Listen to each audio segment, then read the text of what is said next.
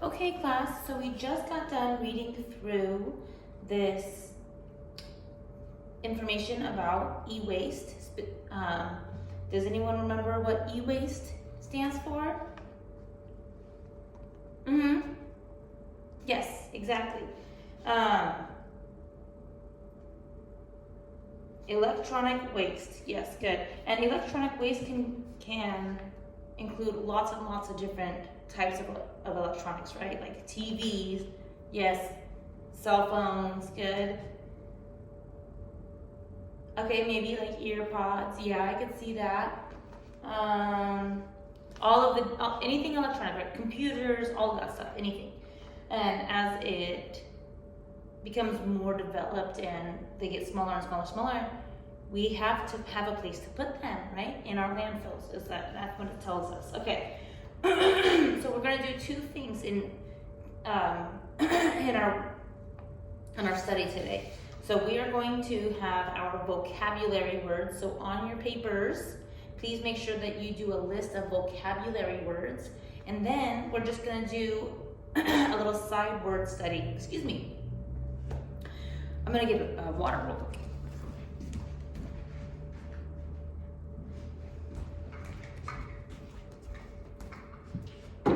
Okay, so remember, you're gonna have our vocabulary words, and then you're gonna have our word study words, okay? So for vocab, make sure you're writing these down on your paper. We're gonna have, you know what, let me move that. Get us a little bit more space. Okay, and then we're gonna have our word study words over here. Okay, so here's our vocab. We have waste. We have leach. Remember, we underlined that in our sentence. And our sentence said, where did it go?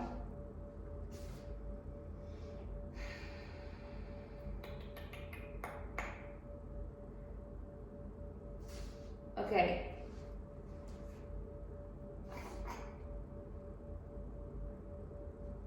Okay, we'll find that. Okay, leach, water table,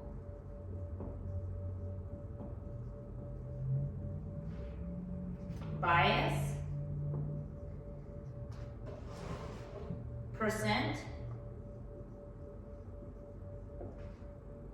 pie chart. Because remember, we're going to be conducting our own research, and so we're going to need to be able to show our numbers in some kind of way. And a bar chart. Okay, now just looking at these words, we can start to pull some of these from the reading, right?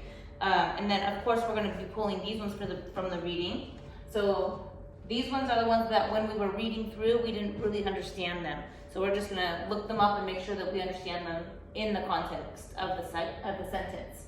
So we have cadmium,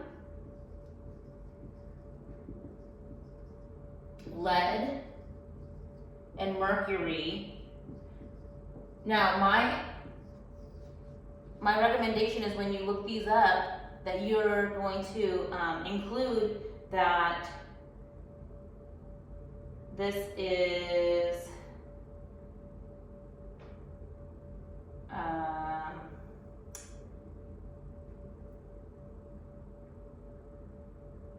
okay. When you're searching this up, you're going to want to see if this is how toxic this is.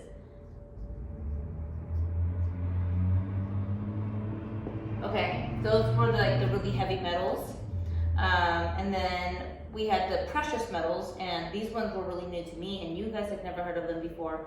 So we're going to look these up and just give ourselves an idea. Right now, this is the precious metal that they use in the circuitry on the circuit boards for the different pieces of technology. So we have indium, and we have gallium. And when you look these up, I would write precious metal with it. or like the value. Okay, the value of, and then put your precious metal in. All right, so go ahead and search these up on your own, and then that will give you a better understanding of what we just read, okay? And then we're gonna make sure that we go through these and we have these ones figured out, and we're gonna be playing games with these words, so you need to be feeling comfortable with them because you're gonna have to be able to get up and move on the spot, okay? So, here, let's go through them. So we have e-waste, also known as electronic waste, right?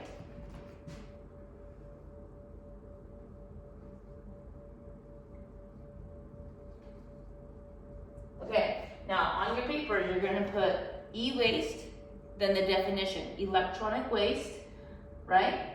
Then you're going to, right next to it, write a memory, something that's gonna help you to memorize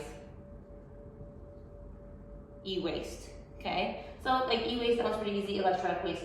Leach, this one's another one that might not be as easy. This might not be as easy, okay? So let's see, we've got leach, okay,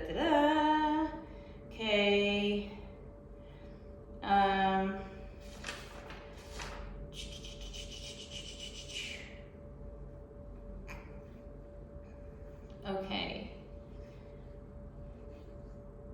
Okay, here's the sentence. Do the toxic substances leach into the soil and water tables of landfills, or are they contained? Okay, so when we're looking up what the definition of leach is, we're gonna make sure that when we tie it back into that, we're gonna go, oh, that makes sense, right? Okay, so for leach, this means to like to soak into something else, okay? So when it says that it's going to, will it leach into, I keep losing it, I should highlight this, huh? Okay, do the toxic substances leach into the soil, right? So into the dirt, does it become a part of the dirt, and the water tables or landfills? So to soak into, and don't forget to put something that's gonna help you remember it, okay? Then we have our water table. This is the water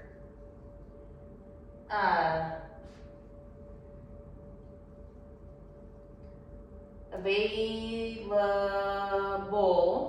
in an area. Okay, so your water table, and when you look this up, you'll see it on Google, and look at the picture because it will really help you, is that we have the Earth's crust, right? And then underneath we have our little water table. And so sometimes in an area you have a big water table, you have a lot of water that you can pull from that area. But once you pull all the water from that area, it can become depleted, right? Until it rains again, or until there's more water in that area again, that it can soak into that like earthly reservoir underneath the Earth's crust, okay? But when we pull from this water, what do we pull from this? What do we pull from it to do with it? Let me try that again. When we pull from the water table, why are we doing that? What do we use the water for? Okay? When we think about electronic waste leaching into the water table in landfills and potentially trying to use that soil again, trying to use that water for different things, now we're gonna go, oh, this is a problem, right? This is like, how do we figure out how to properly recycle this stuff? How do we figure out how to properly recycle the insane amount of electronics that are being produced all the time? Like, how someone should look up on their computer when the last 2 iPhones were created and dropped, and how long of a distance it was between when they put one iPhone out and the next iPhone out. Everyone switches for the new iPhone. What's happening to all of these other electronics that are getting old, right? Okay.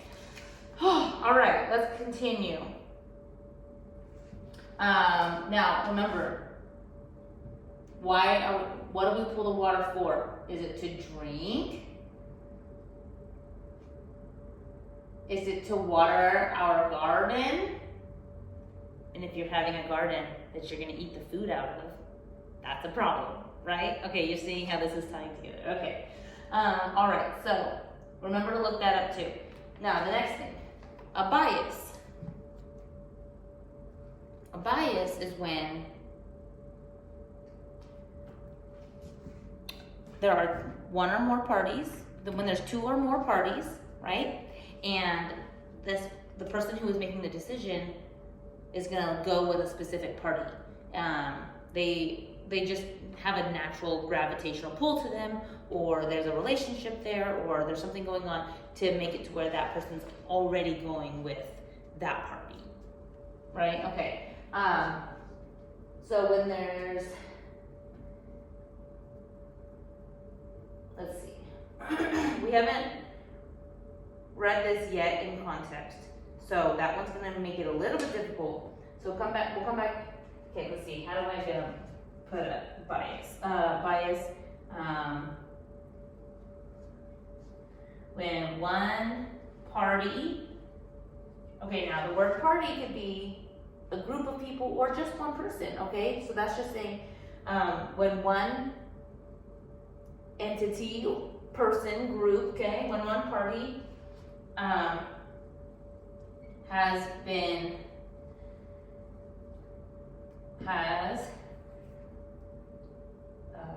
more favor. When there's already a favor being pulled in a specific direction towards one party, one person, one idea, that kind of thing, okay? The percent is gonna be any part of 100, any amount of 100, or the whole. Okay, so if we are going to go home and find out how many people have thrown away their cell phones instead